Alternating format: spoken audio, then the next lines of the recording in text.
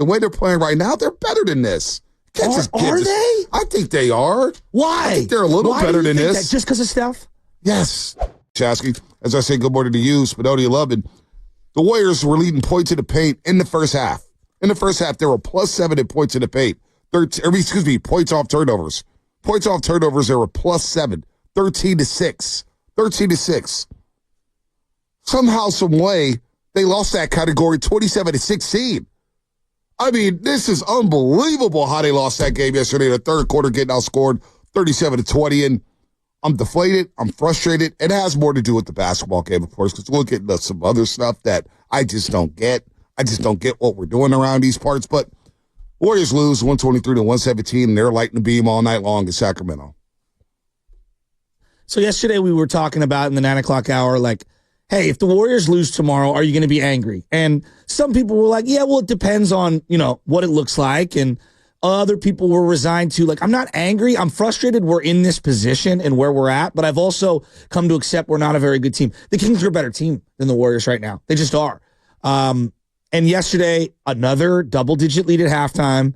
And you could just feel it. No Warrior fan had to feel safe at halftime. You were thinking, what is going to happen? And in the third quarter, as well as the whole game, really, you could just see the difference of defensive intensity, length, athleticism, juice, the ability to get to the rim over and over and over. I mean, clearly De'Aaron Fox is extremely athletic, but it's not just him. Like Malik Monk breaking guys off the dribble, not necessarily going in for layups every time, but just breaking down the defense to kick the ball around and see the ball hopping. Look, that's a frustrating loss. I'm not here to sugarcoat it. All right. To your point, we ain't giving out, orange slices and fruit snacks. This is not the AYSO soccer team, playing a 9U. All right. At South Sunset. There was some positives. I know it sounds crazy. No, it doesn't sound crazy. There was some positives. This is going to sound insane.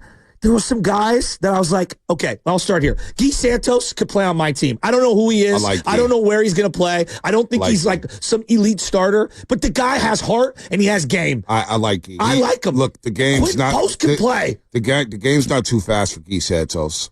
He can space the floor. He hustles. He plays his ass off. He talks that talk. He can knock down a shot. I told you, man, I got to know Guy Santos a little bit. I like the guy. I like the guy on and off the floor. He can play. I don't mind him getting minutes. The guy's he's got to learn how to, he's going to miss some shots. He's going to miss some assignments here and there, but the guy's playing his ass off in the game. Not a problem. And effort's not a problem. Confidence is not a problem. And the game doesn't seem too big for him.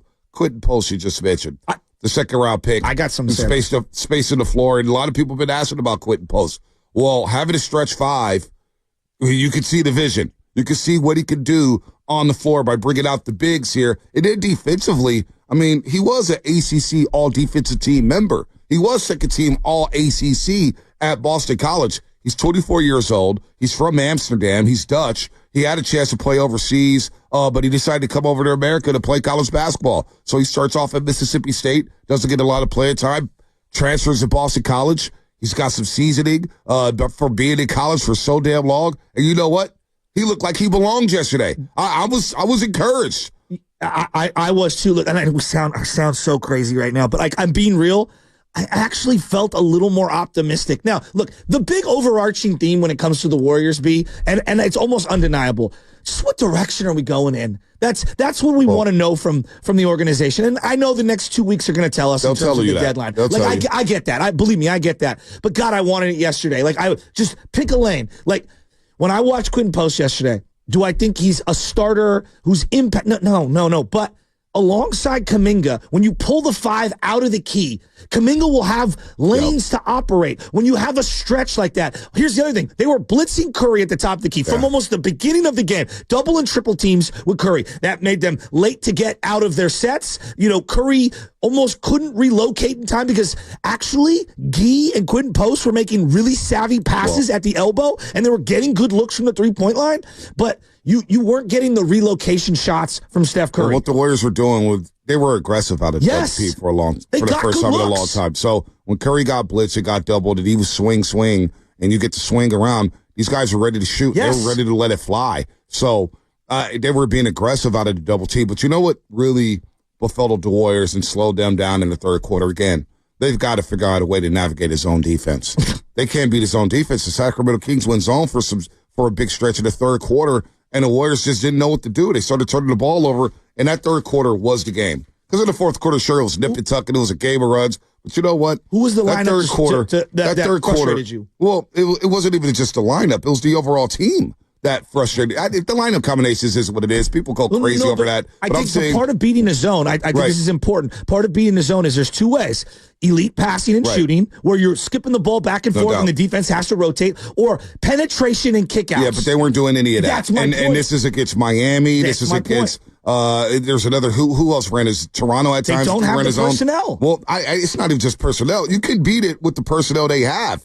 They just, I don't know if they've ever, I'm sure they practice against the zone or whatnot, but for whatever reason, the zone befuddles them. They don't get 2 feet in the paint, and they stopped doing that in the third quarter. They stopped going to the paint when they were doing that in the first half, and they settled for the three-point shot in the third quarter, going 1 of 10 from 3 in the third quarter. They turned the ball over 8 times, and how many live ball turnovers did they have in that third quarter where the Kings didn't even have to, they didn't even, this is easy. We'll just get out on the break again.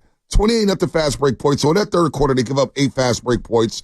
They get outscored in the paint 22-14. And then another thing that was trending in the wrong direction at the end of the first half was that the Kings started getting to the free throw line. They're 11-12 at the half. Well, in the second half alone, they go 19-20. They're the second best free throw shooting team, second best or fourth best free throw shooting team in the league. They hit their free throws. And on the flip side, the Warriors don't get to the free throw line because they don't get 2 feet in the paint. They don't drive with aggressiveness, and with the zone, they just became hesitant. It was very frustrating. Well, and I would also add to that Keon Ellis and Keegan Murray, they're elite defenders. Like, I thought Keegan did a great job using his, what's that? Say Keon Ellis could play. Yeah, that's why Mike Brown got fired, because he wasn't playing Keon Ellis. No, he absolutely can. But like their length and their tenaciousness out on the perimeter and their ability to move laterally was excellent yesterday. And I thought they did a great job as a team, rotating and sending over that second and third blitzer. And even though I thought the ball hopped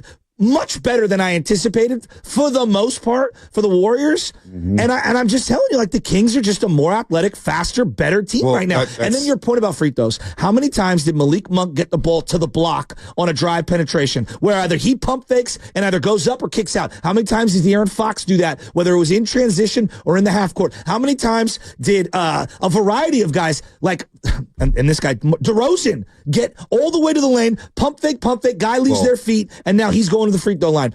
I'm watching Andrew Wiggins, and I thought Andrew had a good game yesterday. But Andrew, I look at someone like DeRozan and his ability to know that he needs to get to the midi and get to the mid-range. Well, that's his whole game. That's been his whole game, his entire career. That's the guy. Jumper. If I'm Andrew Wiggins, I'd be looking at as I'm starting to get older. But Wiggins was good. Wiggins was good yesterday. He had I think, a career high tie. He gave a season high in 5 made threes last night. He doesn't jump stop in the lane, so he does a lot of these runners. At times he does. He does. And DeRozan's whole game is, I'm jump stopping in the lane. I'm going to pump fake. You're going to leave your feet. I'm going to go to the free throw line. And it stops the momentum. It gives their defense a chance to set itself up. I mean, well, he had 24 of his 32 in the second half. DeRozan, I thought, he was awesome. Excellent in that second half, where he said, just give me the ball right on my back and let's roll. And he was 9 of 12 in the second half from the floor, 24 points in all. And you could see, okay, when De'Aaron Fox is not rolling, who is not rolling, I got another guy who could go out there and get a bucket. Malik Monk is so damn fast, and he's so damn good. I love his game. But Sabonis and DeMar DeRozan, where Sabonis is sprinting from inline to inline. He's... So I got to give Sabonis credit, man. This guy's flipped his body. Not necessarily flipped his body, but he doesn't look as stiff when I'm watching him. He's moving around very fluidly, and he's moving around, and I'm like, okay, let's go. I see you, Sabonis, and he's getting the ball. When he gets the ball to the post, he would have to see where he had the ball down by his knees, and he would take so long to rise up and get the ball up above the rim. Now when he's in the post, he's getting the ball and he's going right up with it. He's not waiting around for the defense to set. He's being very decisive in what he does. So right now, Sabonis is balling. Doug Kersey has these guys, but when you mention the Kings are just more athletic than them, they are. We could say that about every single team in the league right now. The Miami Heat are more athletic than the Warriors. The Toronto Raptors are more athletic than the Warriors. Tonight, when Chicago comes in town, and I'm not sure if Kobe White's going to play, but you know what? If they have Kobe White and Zach LaVine in the backcourt, guess what? That's a lot of athleticism. The Warriors, every single night, with the way their roster is constructed right now, with the old guys, I know, with the youngsters, and Kuminga not being here, every single night, they got OKC coming up. They have the Lakers coming up. You got Phoenix coming up. Utah, hell, they got some athleticism on that team. The Warriors are at a disadvantage athletically on most nights, but you can still win games, but you can't make it easy for the other team when you turn the damn ball over. But it's not, look, the turnovers were horrible. 19 unforced turnovers, 19 turnovers. You had 12, you had 7 at the half. But I think what's worse than the turnovers, because the turnovers are bad. What's worse is the rebounds where a guy catches it at the free throw line on one end and just dribbles past 6 or 7 guys. Yeah, I'm looking at the ball control. I'm looking at the turnovers here. Flew by 5 different guys multiple times. No, I hear that. on just rebounds. It's all of that. It's the transition game. That's where the athleticism. But last night though, when you have the live ball turnovers, you're turning it over at the 3-point line, and they're going in a 3-on-1 situation all night long. I thought the Kings' on-ball defense was tenacious. 28-0 when it comes to fast break points. And that's based off the live ball turnovers you're having when you're 35 feet away from the hoop. They're just throwing it right to guys. So they didn't keep their composure. They get outscored in the second half, by the way, 75-52. 75-52. So to me, when we had that conversation yesterday about fans, I'm resigned to it. We've already won the championships. I'm not cut from that cloth, man. There's a lot of season left. There's a chance of getting to this damn box. There's a chance of getting to the top 6. But you're blowing it by having these unforced turnovers. The Warriors are beating themselves with this as they match their largest blown lead of the season. They did it against Brooklyn when Schroeder was there. And by the way, Dennis Schroeder, I'm not here to rip him. But have you seen enough in terms of he's a good player? He really is. He's been on 8 different teams. And I get Mike Dunleavy. It was a shrewd move to get somebody in place of DeAnthony Melton, another ball handler, a guy who could play point of attack defense. But last night was probably his low point with the Golden State Warriors. It's just not, it doesn't look like a good fit. No. I mean, I'm sorry. There was the play where it was Steve Kerr lost his mind on the kickball. Where they went, and he just stopped running. And I'm like, what? I don't want to pick on him because I do like him. I do like him. But boy, it hasn't worked at all. There's no one. But getting back to your thing, it's been 18 games. I'm super frustrated, right? I'm super frustrated for a variety of things. But angry, I'm not angry. I'm more disappointed that I've come to accept this is where they're at. Nah, I'm not accepting that. It's the same thing with the Giants. Why? It's the same thing when I said. But they are. When I said what this I said. Is what they are. But when I said what I said about the Giants a couple years ago, when I said I'm not spending a dime on them because I can't accept being mediocre. I can't accept saying, you know what, our season's over in May. It is what it is. Let's go see some prospects. But 2 of the top 4 players. I can't roll like that. But 2 of their top 4 players aren't playing. I hear that. I mean, they're playing a guy who's played 4 games this year. I feel you on that. But you control what you control. And you can control turnovers. You can control not reaching. You can control not settling for bad 3-point shots. You can control all those things. And if you just go into the fourth quarter with, say, a 9-point lead, the fact is, they had a 17-point lead at the half. It is pretty hard to blow a 17-point lead in 1 quarter. Well, 1 quarter of ball. But that is hard. So I'm sorry. As long as I got Stephen Curry, and by the way, I'm never trading Stephen Curry. I don't know what the hell has been going on around the station where people are talking about trading Stephen Curry. I hear hosts talk about, are you a damn dummy? No, you don't trade this guy. Did you see the open shots he's creating for other people? He had a double-double yesterday. Come on. Get this guy a little bit of help here. So the deadline's going to be fascinating to see it. The Warriors are working. And I think they're trying to figure out what direction do we go in. But damn, I'm sorry. Losing that game, especially against Sacramento. That's the other thing. It's the Sacramento Kings who have been our little brother for so long. Now, guess what? They're laughing, lighting beams, saying, we beat you 5 straight times, Warrior fans. They're a better team. I'm not resigning to that, man. I'm not resigning to that. They had a 17-point lead. I'm going to feel the way I feel. I'm not resigning to the fact that you have a 17-point lead. You're playing the right way. They make over 23s. They drop over 30 assists. And yet the unforced turnovers and the fouling has got to stop. So I'm going to be frustrated about a tough loss like that. I'm going to be frustrated. But I'm watching the first half, and the Warriors were playing good. I thought they were playing inspired basketball. No one's guarding GP2, ever. So it's basically 4-on-5 defense at all times, right? They're never going to guard him. They're just not. And I like the guy. I do. I like the guy. But if you just watch how they're defending Steph Curry, there are 5 sets of eyeballs staring at him the entire time. And basically, the book is out. Hey, look, buddy, we dare you to go for 25 tonight. Hey, GP2, we dare you to hit a couple of threes. Wiggins, you can get all the points you want. It's not going to matter. We are not letting 30 beat us. Smart. It is smart. Teams should be doing this. And look, this goes back to the eyeballs, analytics. Bonte, you've been on this. I just did a little dive, and the numbers would tell you, just the numbers would say, Buddy and Clay are having comparable seasons, right? Just watch the games. This is why you got to watch the games. They don't honor Buddy the way they honored Clay. Just they don't. They just you have to watch the games. The way teams sag off of Buddy, the way they defended Clay, the way they have to honor him, the way that the teams have to rotate because they are afraid that he's going to actually do something. Teams are looking, and I'm not trying to rip Buddy, but they're looking at him. They're like, yeah, we dare you to go off. Well, you know what's funny? So the numbers might look the same, but the eyeball tells you a totally different story. And it's a different situation in Dallas with Luka and Kyrie. No doubt. The style of play I'm just saying, like the eyeballs. No doubt. They play at a slower pace down in Dallas. They're a half-court team more so. They don't get out and run where the Warriors want to get up and down, up and down, up and down. But I mean, good Lord, man. Buddy, here's the funny part. When Buddy scores 18 plus, the Warriors are 10-0. He was stuck on that 17. And he actually had a decent game, man. I thought it was encouraging, and hopefully it's a step in the right direction for him. Before the end of the quarter was awesome. But you know what else is adding to the frustration? And I'll bring it up on the other side.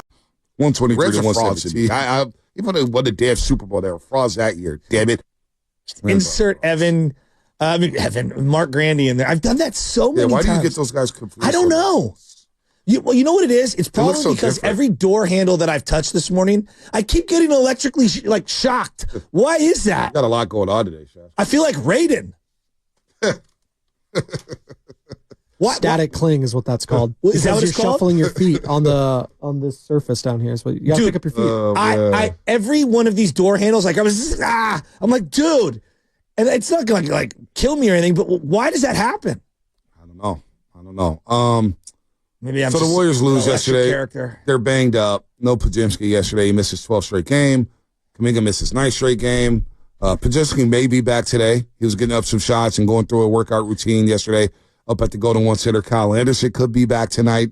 Looney was sick last night, so he left the game. GP2 was sick, questionable. But you know what? He played.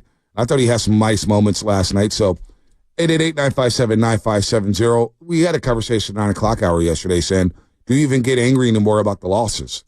Do you even get angry more about the losses? And I pushed back, and I was shocked to hear some of the calls that I heard last night or yesterday. But I got to tell you, I know when I was driving home, I was a little pissed about last night and how that went down because they played so hard and they deserved to win. And they just gave that game away to Sacramento. Sacramento's playing well. You know, they're 9-1 in their last 10. They've won 7 straight at home. I get it. They're playing great basketball, and they have a nice starting 5, really good starting 5. They could score, no doubt about that. But damn it, it felt like the Warriors gave them that with the bad third quarter, 37-20. They blew a 17-point lead in the third quarter alone. You know, and live ball turnovers again are killing them. So they were +7 in the first half on points off turnovers, and they finished -11. That's an 18-point turnaround off. And then I don't think I've ever seen this in my life. I've been following basketball a long time, covering basketball for a long time. They got outscored at fast break points 28-10. 28-10. Excuse me, not 28-10. 28-0. What am I doing adding the one there? They got outscored 28-0 when it came to fast break points. I don't think I've ever seen that before. So okay, because I'm not as quote unquote angry. I'm not angry, frustrated, and deflated. Not angry. Well, you sent the text to the thread. What was your text to the thread last night? I don't remember. I sent a lot of texts what was the exact phrasing of it? And maybe I don't know. Maybe. Oh wait, here I'll pull it up. You don't stand by that because you guys didn't reply to it.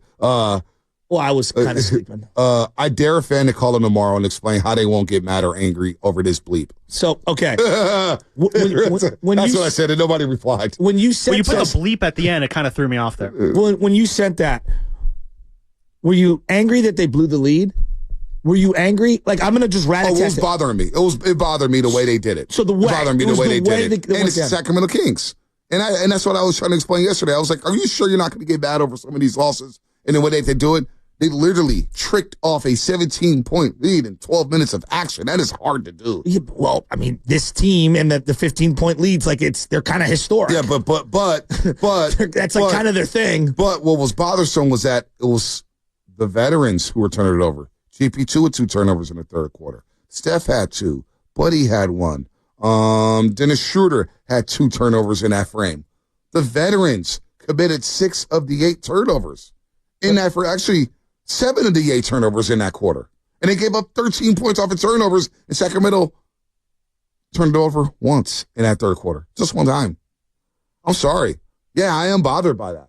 I'm bothered by that because this team is better than what they're showing. I know they got it in them to make a run here. Not a deep playoff run. I'm not saying that, but the way they're playing right now, they're better than this. Are they? I think they are. Why? I think they're a little better than this. Just because of Steph? Yes. And you see the way they played yesterday without their big guns. They're up 17. Monte, 5 guys have their eyes on Steph at all times. I get it. There's not another guy on the team, even Andrew Wiggins, who commands consistent respect in terms of the defense fearing them. Like every other guy that you put in these combinations, especially with Kuminga not on the floor, like they're not honoring those guys. The number 1, 2nd, and 3rd guy to stop is Steph Curry. Yep. I'm not as surprised. Yeah, no, I'm sorry. I'm surprised in the way they blew that lead yesterday. One-handed passes, cross-court passes, in the backcourt, near half court. You give it up. You know, Guy Santos had 1 turnover, and I'm not mad at Guy Santos in the third quarter. He had 1 turnover, but you look at Gary Payton II, 2 turnovers. Buddy Hield 1. Steph Curry 2. Dennis Schroeder 2. So it's the same mistakes. It's the same constant mistakes over and over. They started reaching with the fouls, and all of a sudden Sacramento's getting to the foul line. Again, it's just Did you believe they were going to win that game? At halftime, I said, boy, they got a shot. Going into it, no, I didn't think they were going to win. No, I thought at halftime. Halftime, I said, at halftime, what I said was, I said the first 6 minutes is going to tell us a lot about this game. Isn't that pretty? It always does, though. But I know it's going to end up in an NBA. Where there are. It's just watching NBA basketball. When you watch NBA basketball, you have a big lead at the half. It's like those first 6 minutes of a third quarter. It's just like in football. You get to halftime, Baltimore's down 21-10 or whatever. That first possession of the third quarter is always an indicator of how this game is going to go. And Baltimore is able to force Buffalo into a punt. They said, okay, Baltimore's going to get back into this thing. You got the punt. Buffalo doesn't score. You get the ball back and kick a field goal. You're down 21-13. Boom, you're in play here. Same thing in NBA basketball. You got to get out to a better start in the first quarter. It's a first-quarter league. Kind of sets the tone for a game. Boom, you get out to an 18-point lead. You're up 17. You get a 3 at the buzzer for Buddy Hield. You're up 17, but I told Bully. Bully said it in the postgame. He goes, you brought it up. And he brought up the fact that Sacramento's getting to the free throw line, so you want to cut off their water. But those combinations played out differently, right? First 6 minutes of the third quarter, you could just see the energy shift. And it shifted in a major way to where going into the fourth quarter, you don't have a 5-point lead, you don't have an 8-point lead. You blew a 17-point lead in a 12-minute span, and you got to control the controllables, which is controlling the basketball, taking care of the basketball, and they gave it away. It wasn't even like, I mean, just careless passing. But I'm sorry. That frustrates me. I'm sorry. That frustrates me. And I'm sure I'm not the only one. But what you haven't said is that the Kings are better. Like right now, I don't care. They are. But I don't care. Any given day. De'Aaron Fox would be our second best player. Sabonis would be our second best player. Sure. Keegan Murray has an argument to be the second best player. Sure. I subscribe to all of that. But I'm still frustrated in how that third quarter played out. Okay. And you made it easy on the Sacramento Kings to come back in a basketball game. And DeMar DeRozan went 7 for 7 at 19 points. Yeah, I'm not taking anything away from Sacramento. I'm not. They played hard. But the Warriors were careless. They handed them the damn basketball. Well, their ball pressure was outstanding. Keon Ellis, Keegan Murray at the top of the key, even Sabonis, the handful of times he came up to hedge on that, like he did. I thought they did a great job, and their rotations were better. They were getting rebounds. They were outletting. They were faster. They hit shots. I mean, De'Aaron Fox hit a mid-range shot late in the game where he hadn't hit a couple of threes. He takes 2 dribbles in. It's like, yeah, you're going to give me this? I'll take this. I'm sorry. I'm frustrated. They attacked the rim. 650. Am I allowed to be angry after the game last night, but then be over it in the morning after, or does that make me a fake fed? If you sleep over it, sure, but I got to live in it. And right now, I'm frustrated. I'm frustrated by the way that played out. I'm sorry. Let's go to. We'll get these Draymond calls out the way. I think a lot of people feel the way you feel. Yeah, I do. I'm not trying to diminish your feelings. They show flashes. I know. They show flashes. And then you look at it, and not only that, not only the turnovers, With the bad shot selection, they're just pulled up from three, chucking. Get your ass in the paint, get 2 feet in the paint, triple drive, can't penetrate. God damn. God, they were just 1 of 10 from the 3-point line. Trey Lyles is going to the rim hard, B. Like watching that in real time was like a slow death. It was like watching the Super Bowl in the third quarter, like, oh my God, the 49ers are going to lose this game. Yeah, but that was Mahomes, right? So like this is not Mahomes didn't even kill him. Mahomes didn't even kill him. Yeah, but it wasn't even Mahomes in the third quarter. It was penalties. It was muff punt. It was lack of tackling. They gave the damn game to Kansas City. Don't make me relive that. All right, I brought it up. I know. Rob in Foster City, what's up? Hi, Rob. Yo, what's up, fellas? Good morning. Hey, the same thing with the game last night. You felt it early third quarter. They were going to lose that game. Mm-hmm. Even my son said, oh, they're just going to come back and win the game. Sacramento guys, their young guys are better than our young guys. You know what I mean? Like, Steph can't do it alone. He needs that number 2, or he needs the number 1 because he's the number 2 now. You see what he did in the Olympics, right? He can go off any given time, but he needs somebody to carry the team, put that 20, 30 points up. Jordan Poole, he could have took that punch. He could have stayed. They didn't have to get rid of him, right? Yeah, Draymond's a bully. That's what he is. You say the B word to him how many times, he's going to react. Durant couldn't do anything because he knew he would have got his butt whooped. Plain and simple. Draymond's a bully. Yeah, he's going to fight you. And, yeah, it ain't the playground, but how many times do you see fights on the court at the playground? How many times do you see fights at work? This is a $9 billion corporation, the Golden State Warriors. How many fights have there been this year in the NBA?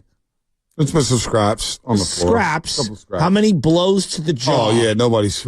I mean, in practice. Can we what are we doing? What are we doing? Let's go to Richie Livermore. Richie Ritz, what up, baby? What's up, my dogs? Good morning, my fellas. Man, I want to talk some basketball this morning. Let me just get this off my chest about this dude for a quick minute before I get into it. Look, man, I'm like you, Shafty. I am so sick of Draymond Green, dude. Like, it's just annoying. Like, he became, like, the perfect definition. He just sucks the energy out of whoever he's around in the room, dude. Mm-hmm. Like, it's over and done with, bro, and he's making it about himself, man. Like, Tyler, caller, bro, come on, dude. I don't give a damn who you are. You ain't in the streets no more, bro. You're in a multi-billion-dollar industry, all right, where kids are watching you. Everyone's watching you, bro. You don't put your hands on another man, dude. It's okay to turn your shoulders sometimes and walk away, bro. You don't knock another dude out like that and then keep bringing it up. You humiliated the whole guy, his family. Get over it, bro. Like, this is the sad part about this, guys, before I get on basketball, is that I love Draymond. Everyone loved him. He gave us 4 rings. Without Draymond, there is no rings, period. That was Steph Curry and Clay's dog right-hand man, dude, right? But he's became now, like, he's going to be remembered not for that, but for his drama, off-the-court tactics, his bullying. He used to be a bully on the court. You're just a bully now, bro. Like, you're not good no more. As your game faded away, you started to do this BS, bro, and I'm done with it, man. Draymond, you got to go, bro. You're whack, and I'm done with you, man. Now let's talk about some basketball. I don't know about you guys, but last night, I love seeing the youngsters, dude. It was like a whole new, like, the ball was flowing around, the assists, like, it was a jolt that I enjoyed. Yeah, it wasn't like that old. It wasn't that old rusty lineup. Like, Kerr, I love you, Loon Dog, but bro, you can't really jump. You can't dunk. Like, you're too soft. Period. You know what I'm saying? I don't think he's soft. Like, I just think athleticism. I don't think Loon Dog is soft. Richie. Well, his skill set doesn't. What they need right now, and I think Richie's is going. I'll let you finish. Yeah. They need a guy who has got a little more pop from the outside. There's no doubt. I wish Loon Dog would shoot it more. But I'm not going to go for the soft thing. I know Looney very well. Okay. Keep going. Ain't nothing soft. He's off the line. But Richie, Looney can defend. He plays hard. Ain't nothing soft about Loon Dog. I'm not going to go for that. But he's limited. We would admit that. But yeah, absolutely. I mean, sure.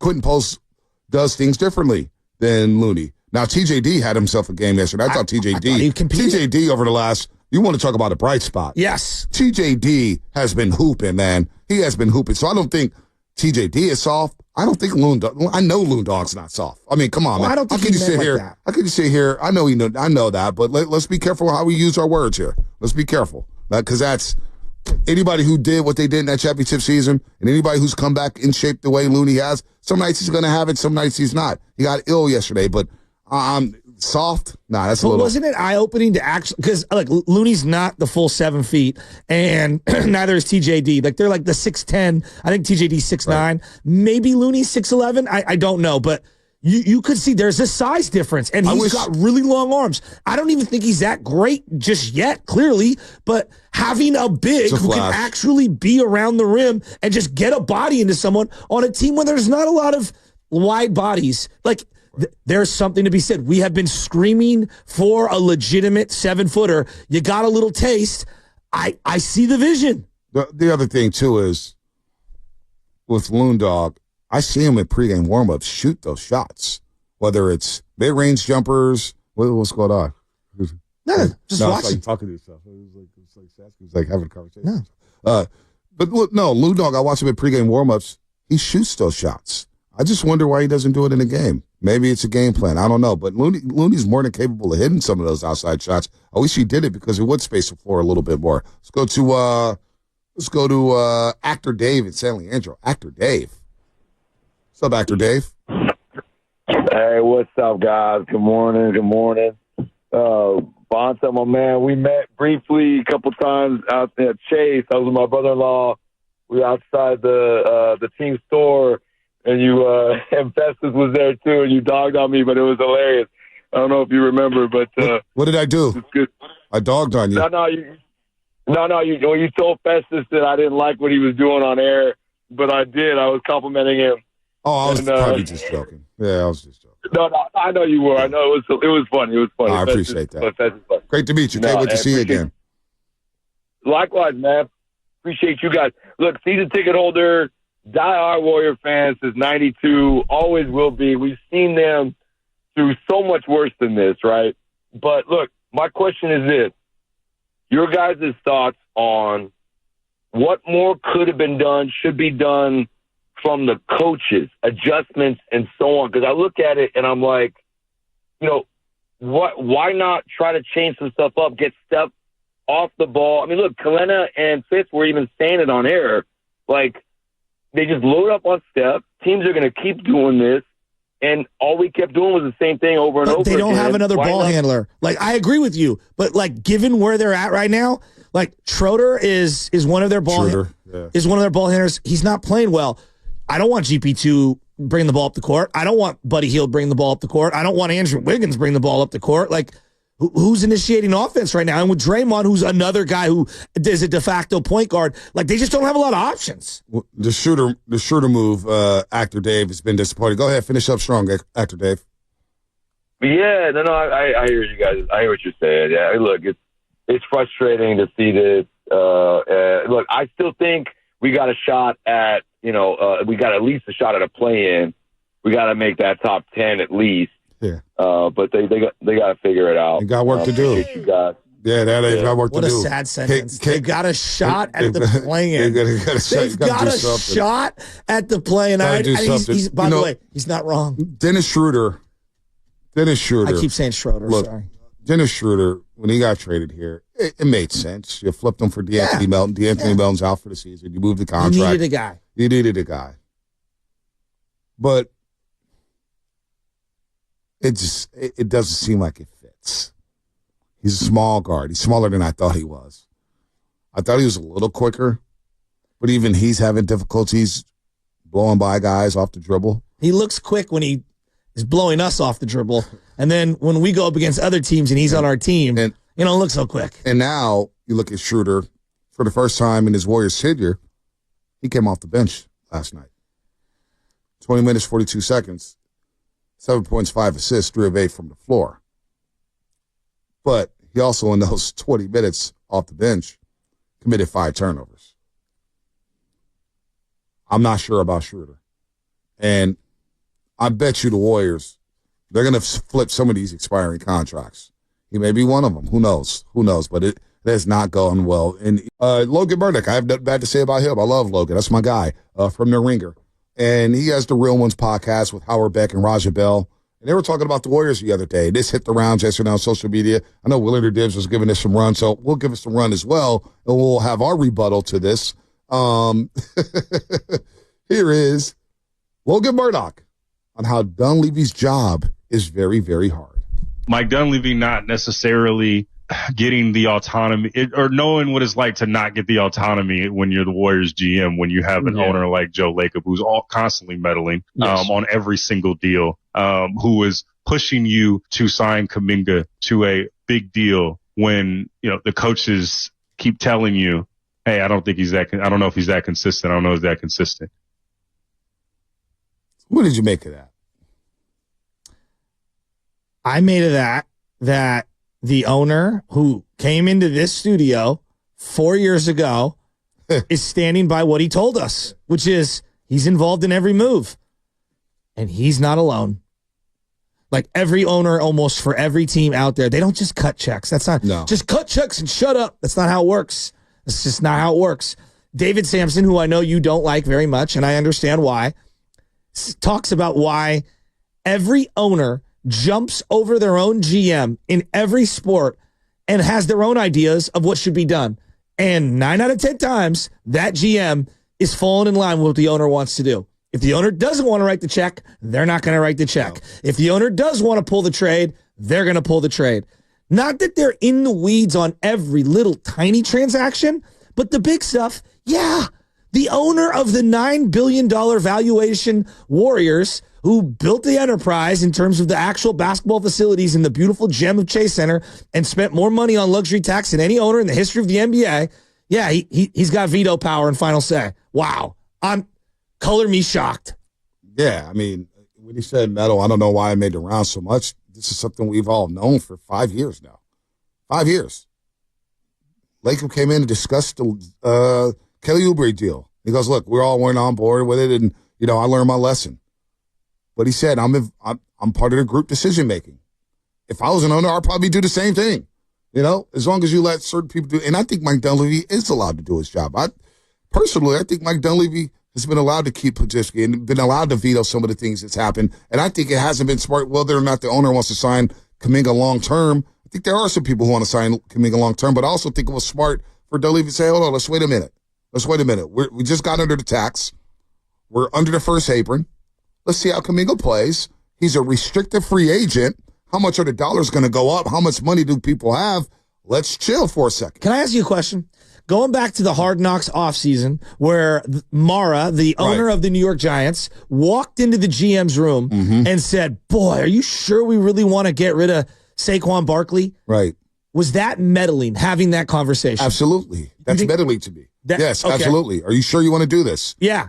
I'm going to trust your judgment, but are you sure you want to do this? Exactly. You know what I'm saying? But I thought that came off as an owner who's like clearly tapped into what his fan base wants. He's in the war room during draft day, sitting in the middle next to the GM, seeing what the hell's going on. But I really truly believe that like GMs miss, owners miss, coaches miss. That doesn't mean players miss shots all the time. Heck, I'll never forget when the Warrior players wanted Avery Bradley instead of GP2 at one point. Remember that? Oh, yeah. Remember that? Oh, so I guess where I'm going at with this is that, like, I would rather my owner have some involvement than being non-existent altogether. Yep. I think it kind of comes with the territory. Now, that being said, he's not conducting press conferences right now like Jerry Jones is. No, like there's levels to it. There's levels Jared York is involved. Jared York is like, hey, are you going to give this guy money or not? Are you going to do this? So like Cohen, like the guy for the Mets. What's the guy's name? Steve Cohen. So Steve Cohen, apparently Boris will literally just pick up the phone and call him directly. Yep. And then Cohen will be like, yep, we'll give you whatever you want. And then he runs to the GM and tells him what to do. Mm-hmm. I'll ask Mets fans today, is that meddling? Yes. I think him going way over above and beyond. Aren't they happy they have Soto? I don't think it goes both ways. He can make some horrible moves. Some people say, that, Bob Myers left because of Joe Lacob. There could be some truth to that. But I also think Bob was worn out. It was obvious he was worn out. I talked to Bob about it. He was worn out. It was a lot. He looked actually very refreshed on the broadcast last night. He has been refreshed. He looked refreshed. He has been refreshed. For him. And he got out at the right time. But it can be. Some owners will be on you. And that's part of it. And I'm sure Mike Dunleavy knows that that's kind of part of the gig. Lacob's going to be involved. Well, Lacob's like, I would sit there sometimes in a tunnel. He's so funny. I watch Lacob text, right? He said that he'd get on his phone, he texts. I would scan quickly over to Bob Myers to see if he would look at his phone. As soon as Lacob would text, I scan at Bob Myers, and Bob Myers picking up his phone looking. I'm like, oh, that's a text from Lacob. They're texting during the game. There is. So maybe that does get overbearing. It does get overbearing. Well, there's, look, like anything in life, there's a threshold. Wouldn't you agree? And there's a point of diminishing returns, of meddling too much. But if you don't think that ownership is involved for all the top teams, I think you're delusional. But I also would want to know, what deals has Lacob prevented Mike Dunleavy from doing? Well, I guess my question to you would be, like, when they had the expiring contract for CP3, we will never understand what was or wasn't a realistic option. Now, if you come to him, here's the hypothetical. Dunleavy comes to Joe Lacob. Hey, Joe, here's the deal. We can use this trade chip to get Zach LaVine. Right. Okay? Hypothetically. This is a hypothetical. I don't know the draft picks, but the money it's going to cost you and locking this in and being in the apron. This is a financial question, Joe. This isn't just an X's and O's basketball question. Are you willing to do that deal and freeze all the other assets the second you do that? Because that's what you would have done. That's what you would have done. And I think people don't understand that. I think a lot of people, it's easy to say, I would have done the deal no matter what, and I'm one of them. Yeah, I'm sure, but because it's not our money, it's his money. Exactly. However, when you want to build a sustainable model, you want to have a long-term team. And right now, it looks hairy right now. You could say, well, Bonte, they're not good right now. So what difference does it make? It looks really bad. But they've told us for years, I will pay the tax if we're competing for championships. Last year, they didn't make the playoffs. They lost in the first playing game. First playing game, they lost. So I don't blame ownership for not wanting to get back into the tax this year. I wouldn't. And right now you're in 11th place. What would it look like if you're in 11th place with the most expensive roster of basketball? Think about that. Last year, they had the most expensive roster of basketball last season, and they were in 10th place. With all of your future firsts frozen because you can't trade them. Exactly. They'd be in a tough spot. They'd be in a very tough spot. So go ahead, Lubman, get in. No, I just, as you guys are talking about this, and I agree with a lot of what you guys are saying, but I do think the word choice here matters in just what Logan said. Like, when you say, meddle with something, the definition is, to interfere or busy oneself with something that's not one's concern. I'm pretty sure the day-to-day operations of the Warriors and the roster are a concern of Joe Lacob. So I wouldn't say the word meddle. I would say he's involved with the front office. So can he be collaborating? And that sounds a lot. And that sounds a lot better than meddling. Spinoni just brought up Jerry Jones, Mark Davis. Those are owners that I would say, I think they kind of meddle with their franchise operations because their actions get in the way of the team's success. I can't really sit here and say that Joe Lacob has truly taken actions that get in the way of the Warriors' success. So, no, to say he's meddling, no, I would disagree with the word used there. If you want to say Joe Lacob is involved with the front office, I'll sign off on that. And then, Chasky, to your point, you said, what good owner is not involved with their front office? Yeah, I agree. They're all involved. And could he be overbearing, Joe Lacob? I don't know. I'm sure a lot of owners could be over. Look at Shad Khan with the Jacksonville Jaguars and what's going on there. They're trying to be involved. Now, they may not know what they're doing, but every owner in football is involved. Yeah. Some are just quieter than others. Some people let them do their jobs, but they got to run it by these owners like, hey, I'm going to sign this guy to a contract. You think it's cool? We're going to make this trade. We're going to lose this capital. What's it going to mean to you? Blah, blah, blah. Because obviously the dollars and cents make sense, and the revenue that you're going to get in for said player, the revenue that you may lose for said player like Saquon Barkley, jersey sales or whatnot. So you got a decision to make. Now, here's what I think it goes both ways, right? When you have the success, you're allowed more leeway in involvement. Right. If the team is in the 11th seed for 5 straight years, well, then now, we do have a problem, right? No you know doubt. what I'm saying? Now we have a problem. So this goes back to the Jerry Jones thing. The body of work's pretty significant. Right. He gets in his own way a lot. So would you rather have Joe Lacob or would you rather have John Fisher?